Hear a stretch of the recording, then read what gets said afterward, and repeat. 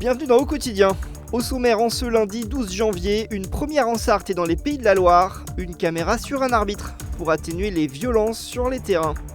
La ville de Coulennes recycle vos vieux sapins de Noël pour en faire du paillage de surface. Et puis retour sur la qualification du Mans FC en 8e de finale de Coupe de France. Je n'ai pas pris de plaisir. Pour une première, tout le monde espérait mieux. Une caméra au milieu du torse de l'arbitre, c'est une expérimentation lancée en Sarthe ce dimanche pour la rencontre de football opposant Le Mans ASPTT 2 à Champagné, avec beaucoup de buts et de cartons. Éric Chartrain, arbitre de D1, officie en D2 pour l'occasion, avec un nouvel outil inséré dans la routine. Échauffement, feuille de match, briefing. S'il y a des fautes devant vous, à 3-4 mètres, une faute sanctionnable, tirage de maillot, tacle irrégulier, on agite le drapeau, à droite ou à gauche, d'accord ? Et c'est parti, comme tous les dimanches. Cette caméra enregistre en continu mais supprime les images régulièrement pour garder les rushs. Sur une phase de jeu, si on voit que ça commence à un peu s'échauffer, là on appuie sur le bouton et là ça enclenche la vidéo. On réteint après que l'action soit passée. Ces images sont ensuite examinées par le district et n'ont pas vocation à être rendues publiques. C'est aussi préventif et peut apaiser les joueurs. On est district test pour les Pays de la Loire, donc on le fait volontiers pour protéger aussi nos arbitres, donc les officiels des rencontres. Et puis ça permet d'avoir un climat serein sur les terrains. Les points de départ, les derniers actes de violence, une augmentation de 77% des cartons rouges cette saison et un questionnaire rempli par les arbitres sartois détaillant un manque de sécurité.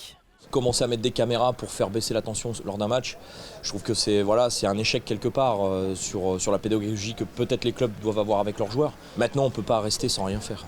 Donc c'est une initiative et je la trouve moi personnellement intéressante. Avant tout, c'est un jeu. On se rencontre le dimanche entre partenaires, que ce soit une équipe adverse ou pas. On doit se faire plaisir et l'arbitre aussi a le droit de se faire plaisir à arbitrer. 400 € pour chaque caméra, le district en compte 3, toutes fournies par la fédération.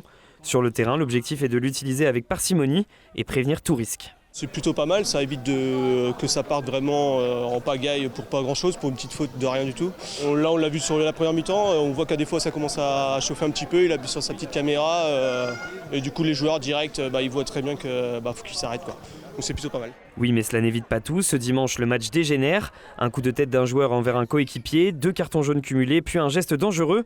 La SPTT a fini à 8. Ah, c'est pas très un beau concept, je pense que c'est pas très concluant.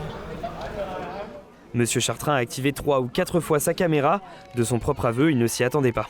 La caméra n'a eu aucun effet sur moi, sur mes prises de décision.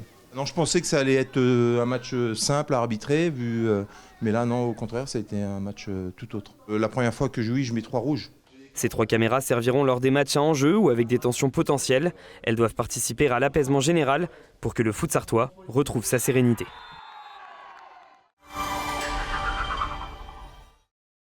Un incendie s'est déclaré dans la nuit de samedi à dimanche vers 2h du matin dans la discothèque le Dream Club à la Chapelle d'Aligné. 298 clients et 19 salariés ont été évacués dans le calme, sans aucun blessé. Le feu d'origine encore indéterminée a touché les combles du bâtiment, causant peu de dégâts, environ 2 mètres carrés de toiture. L'opération a mobilisé 38 sapeurs-pompiers et 18 engins et a pris fin vers 6h du matin.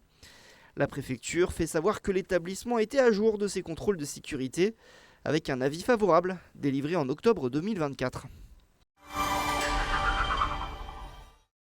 Le groupe LDC annonce un vaste plan d'investissement jusqu'en 2030. Plus de 300 millions d'euros par an seront consacrés à la modernisation des usines et à la formation. À Sablé-sur-Sarthe, un nouveau centre de formation, la LDC Academy, ouvrira en 2026 et pourra accueillir jusqu'à 4 à 5 000 salariés par an. Le groupe investit aussi dans la filière pour augmenter la production de volailles en France. Objectif, répondre à une demande en forte hausse et former durablement ses salariés.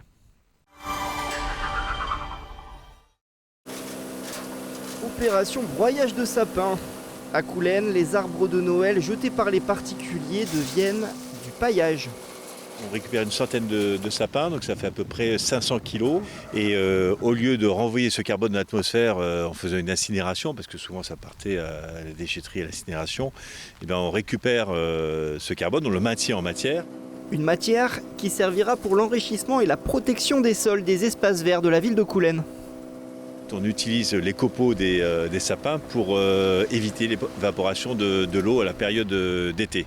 Donc voilà, à la fois on stocke du carbone, donc on évite d'augmenter l'effet de serre, et puis en même temps aussi, à la fin, on évite d'avoir l'évaporation et l'augmentation de la température, et on permet justement aussi à nos arbustes, à nos plantes et à nos arbres de pouvoir grandir plus en été, donc de stocker du carbone.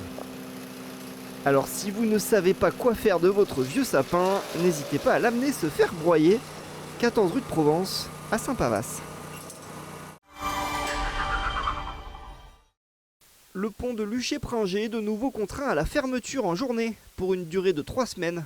Après les travaux de stabilisation menés l'an dernier, le conseil départemental de la Sarthe engage une phase d'expertise technique sur cet ouvrage construit à la fin du 19e siècle.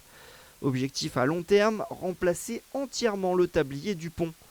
Depuis 2023, le pont est placé sous haute surveillance et la circulation des poids lourds de plus de 12 tonnes y est strictement interdite. Chaque jour, 2000 véhicules, dont 80 camions, empruntent ce pont.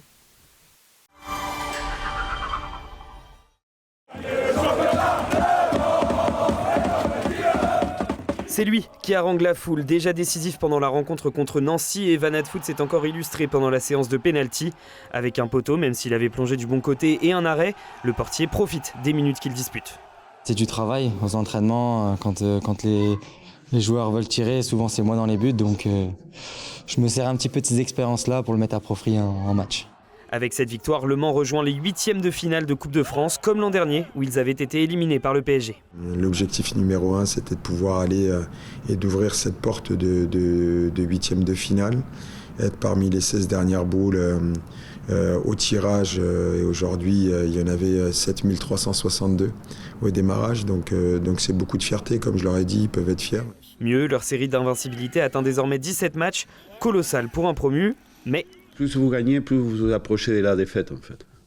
Je disais toujours à mes chevaux ça. C'est une remise en question permanente. Et puis c'est une motivation supplémentaire pour les adversaires de vouloir nous faire tomber. Et puis nous, on n'a pas envie. Symbole d'une équipe en confiance, le premier essai lancé pour la séance de pénalty, Baptiste Guillaume, attaquant peu utilisé cette saison. Je suis là pour aider l'équipe quand le coach fait appel à moi. Donc non, tout simplement amener de l'assurance, de l'expérience et puis... mettre l'équipe sur de bons rails, c'est ce que j'ai réussi à faire. C'était mon rôle aujourd'hui, donc je suis content d'avoir pu mettre l'équipe sur de bons rails. Prochain rendez-vous pour Le Mans vendredi à Rodez, la dernière équipe à avoir battu les 100 et or le 12 septembre dernier. Coupe de France, toujours on connaît l'adversaire des Mancelles pour les 8e de finale. FC Nantes. Un derby de l'Ouest pour les joueuses de Damien Boligny, éliminées en quart de finale l'année dernière par le PSG. Le Mans vainqueur à Lorient 7-1. Face aux 100 et or, les Nantaises, actuelles 3e d'Arkema Première Ligue. Le match se jouera le 25 janvier prochain à Nantes. Semaine remplie mais semaine réussie pour le MSB. Après la qualification pour le top 16 de la Champions League, les Manceaux se déplaçaient à Boulazac samedi en championnat. Les tangos de nouveau portés par Trevor Hudgens et ses 20 unités. Victoire maîtrisée 97-86, la 7e de rang, toutes compétitions confondues. À la mi-saison, Le Mans est encore engagé sur tous les tableaux et 5e de Betclic Elite. Cette année, Brulon s'apprête à accueillir un événement artistique d'envergure internationale au Comice agricole, l'Open international de sculpture sur bois en tronçonneuse. Pour nous en parler et partager les coulisses de cette première édition, nous recevons Benjamin Genot à la tête du Comice agricole de Brulon. Benjamin Genot, bonsoir. Bonsoir à vous, comment allez-vous? Très bien, merci et vous? Très bien, je vous remercie. Alors, pour commencer, comment est venue l'idée de créer un Open international de sculpture sur bois à Brulon? Alors l'idée, c'était à la base une grosse opportunité. En 2022, on a accueilli un sculpteur sur bois. Ça nous a donné l'idée de lancer le thème du bois. On a été jusqu'en 2024 avec le championnat de France. Donc on s'est dit, là, on était au bout du sujet bois.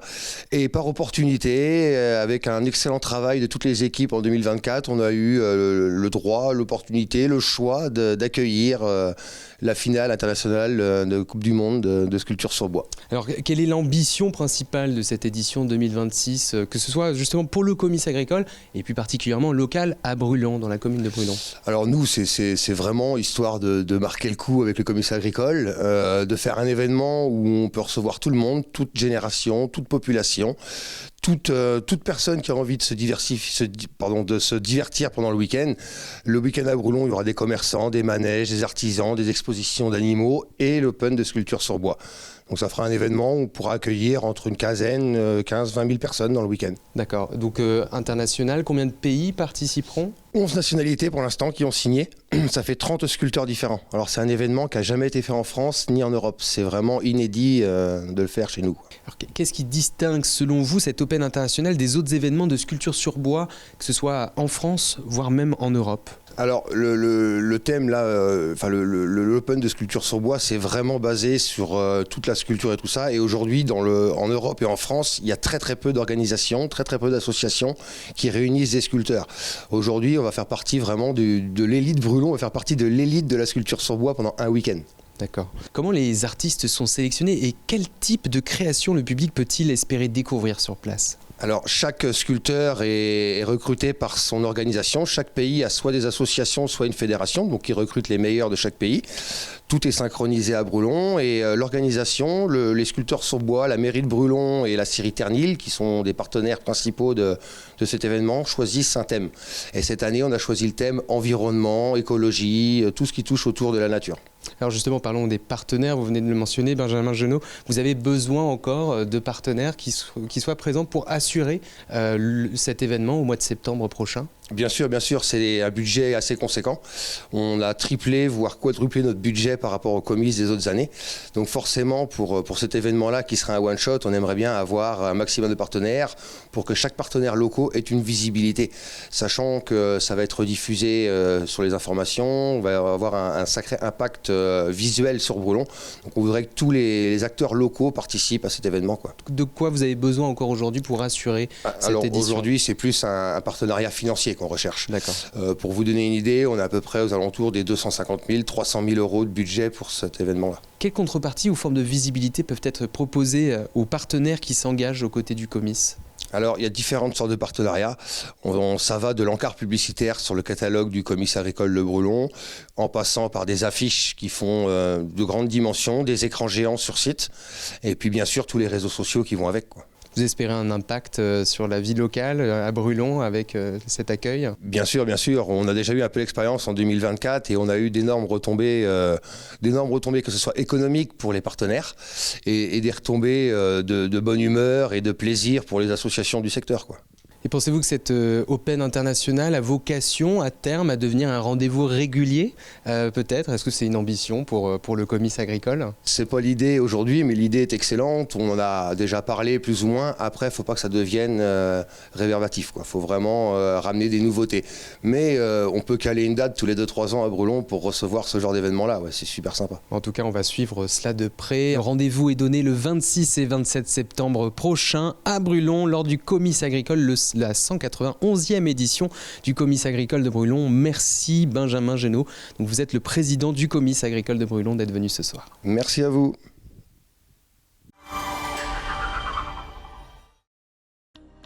Et on passe à vos prévisions météo pour ce mardi. Les températures sont douces pour un mois de janvier. 4 degrés au-dessus des normales de saison. 5 degrés à Sablé-sur-Sarthe le matin et 6 degrés au Mans. L'après-midi, les températures restent bonnes, 11 degrés du côté de Mamers ou encore 12 degrés à la Flèche. Attention quand même au vent l'après-midi qui risque de souffler fort à l'ouest du département.